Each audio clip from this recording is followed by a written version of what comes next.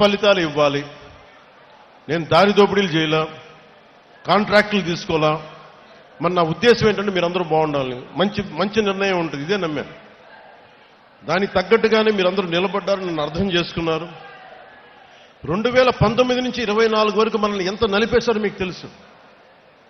వీడి ఐడియాలజీ ఏంటి, మీ Janasena party ideology ఏంటి, అసలు మీరు ఏంటి, మీ ఐడియాలజీ ఏంటి, కులాలను కలిపే ఆలోచన ఏంటి,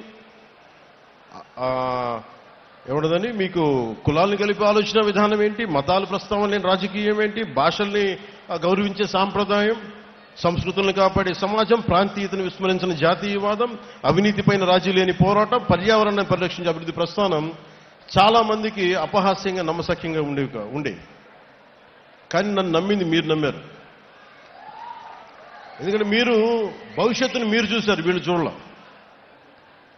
నేను చెప్పా కన్ఫ్యూజన్ మీ పాలిటిక్స్, మీ ఐడియాలజీ. అంటే మీరు ఏం ఒకరోజు ఇది మాట్లాడతారు, ఒకరోజు అది మాట్లాడతారంటే మీరందరూ నిలకడగా మీరు మాట్లాడుతున్నారా?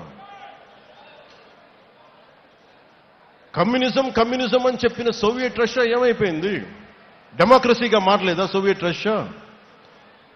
మావోయిజం అని చెప్పి స్టార్ట్ చేసిన రెడ్ చైనా ఏమైంది ఈ రోజున? క్యాపిటలిస్ట్ టెండెన్సీస్ రాలేదా, లేదా క్యాపిటలిజం రాలేదా? బంగారు టాయిలెట్స్ పెట్టుకునే రిచ్ పీపుల్ ఉన్నారు అక్కడ. అంటే ప్రపంచమే ఇన్ని తీరుగా మారుతున్నప్పుడు అంటే మాకు ఏం అర్థమవుతుంది? చిన్నప్పుడు మేము చదువుకోలేదా? ఈ విమర్శించే మహానుభావులకు మేము కాలేజీలు డిగ్రీలు మేము వెళ్ళలేకపోయినచ్చు, కానీ చదువుకున్నాం. మేము ఐడియాలజికల్ బేసిస్ చదువుకున్నాం. ప్రతి పార్టీది సెక్యులరిజం అంటే అర్థం చేసుకున్నాం. ఫాబియన్ డెమోక్రసీ, అరే కమ్యూనిజం, సోషలిజం, మీరు మొత్తం అన్ని అర్థం చేసుకున్న తర్వాతే కదా. అంటే ఏ భావన లేకుండా, ఏ ఆలోచన లేకుండా, ఏ ఐడియలిస్టిక్ టెండెన్సీస్ ప్రాక్టీస్ మనకి అవగాహన లేకుండా పార్టీలు పెట్టేస్తామా? అంటే సినిమాలో కూర్చొని డాన్సులు చేసి, సినిమాలో కూర్చొని డైలాగులు చెప్తే వాళ్ళకి అవగాహన ఉండదనుకుంటున్నారా మీరు? అంటే రాజకీయాలంటే కూర్చోబెట్టి తెల్లగడ్డలు పెట్టుకొని హుందాగైన జుట్లు దువ్వుకొని సీరియస్గా ఇలా నమ్ముతూ ఇలా అంటే అలా అవసరం లేదు. సినిమాలు చేస్తాం, అన్ని చేస్తాం, వాటితో పాటు లోపల రగిలే అగ్నిగుండంలా ఉంటుంది మా గుండె. కష్టాల మీద కోపాలు ఉంటాయి మాకు.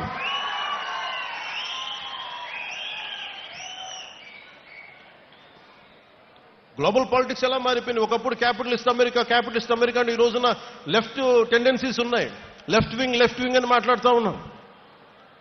ఇన్ని దేశాలు ఇన్ని రకాలుగా భావజాలాలను మార్చుకుంటా ఉంటే, ఒకప్పుడు Saudi Arabia completely hard core Islamic country నుంచి ఆడవాళ్ళకి డ్రైవింగ్ లేకపోతే వాళ్ళు మార్చుకుంటా ఉన్నారు. ఆడవాళ్ళకి ఓటింగ్ హక్కు లేకపోతే ఓటింగ్ హక్కు ఇచ్చారు. ఆడవాళ్ళు డ్రైవింగ్ చేయకూడదు, ఆడవాళ్ళకి డ్రైవింగ్ చేయించారు. ప్రపంచ కార్మికులారా ఏకంకండి చెప్పి దశాబ్దాలు ఊదరగొట్టి ఇలా చేసి చివరికి ఏం చేశారు? ఎవరి ప్రాంతం కార్మికులు వాళ్ళకే మీరు ఈ రాష్ట్రంలో మీకు సంబంధం అని చెప్పి వచ్చినాయి కదా ఇవన్నీ. మరి కమ్యూనిజం ఏం మాట్లాడదు దీని మీద? మీరే ఇన్ని రకాలుగా మారినప్పుడు ఇవన్నీ అర్థం చేసుకునే మేము 7 సిద్ధాంతాలుగా మాట్లాడాం. అవగాహన లేక కాదు, సంపూర్ణమైన అవగాహనతోనే మాట్లాడాం. అవగాహన లేకుండా మాట్లాడతామా? ఏమి చదవకుండా వస్తామా? కానీ కాలం నేను ఒక్కని చెప్తే సరిపోదు, నిలబడాలి. నేను ప్రతిపాదించిన సిద్ధాంతాలకి నేనే నలిగి ఒళ్ళు చిట్ల కొట్టుకొని నిలబడి విజయం సాధించి 100% స్ట్రైకింగ్ రేటు కొడితే అప్పుడు ఈ సిద్ధాంతాలను నమ్ముతారు. అందుకు నేను నిలబడి చూపించాను. నాతో పాటు మీరు కూడా నిలబడినందుకు మీ అందరికీ కోటి దండాలు పెడుతున్నాను ఈరోజు.